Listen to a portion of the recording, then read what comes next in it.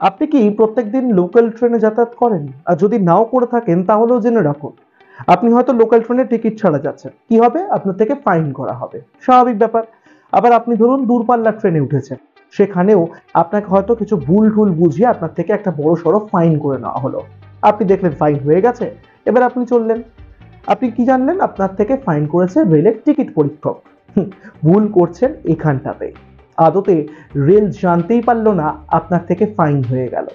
কে করলেন? করলেন একজন ভুয়ো রেল টিকিট পরীক্ষক। আর এই সমস্ত ঘটনা প্রত্যেক দিন বাড়ছে, তাই সতর্ক করতে এলাম। কিরকম ভাবে? রেলের পোশাকে মানে রেল আধিকারিকের পোশাকে একটা নোট বই নিয়ে বা একটা ফাইন করার খাতা নিয়ে আপনার সামনে এসে হাজির হলো। কিছু বোঝালো, আপনিও নিয়মকানুন সঠিকভাবে জানেন না। আপনি বেশ তার হাতে টাকা দিয়ে দিলেন, আপনাকে একটা চালান কেটে দেওয়া হলো, আপনি চলে গেলেন, সেও তার মতন চলে গেল। তিনি টিকিট পরীক্ষকই ছিলেন না। এটা কিন্তু একটা বড় ফ্রড আজকাল হচ্ছে। আর ফ্রডটা হচ্ছে সেটা কিন্তু রেল জানতে পেরে গিয়েছে। তাই রেল কি করছে? রেলের তরফে একটা বড় পদক্ষেপ নেওয়া হয়েছে।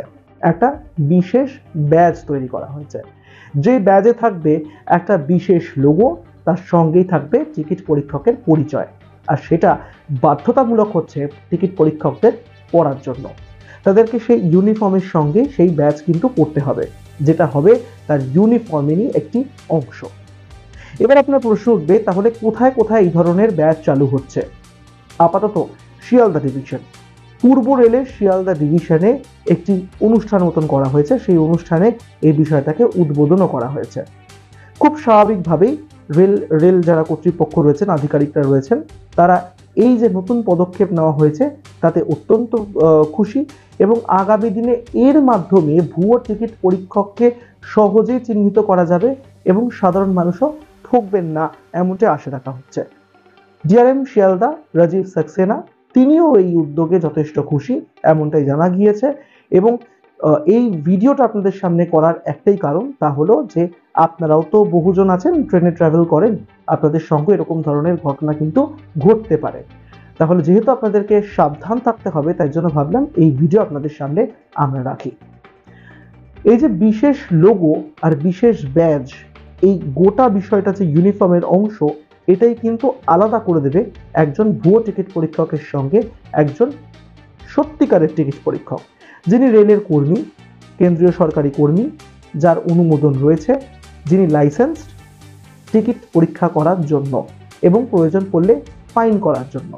এই ফাইনটা যাবে রেলের কোষাগারে, অর্থাৎ কোনো জালিয়াতি বা কোনো রকম ফ্রড আর করতে পারবে না রেলের একজন কর্মী সেজে কোনো একজন জালিয়াত।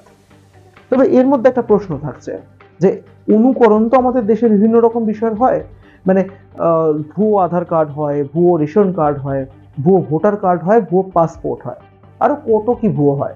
আজকাল তো শোনা যাচ্ছে যে ভুয়ো চালও নাকি বাজারে পাওয়া যাচ্ছে।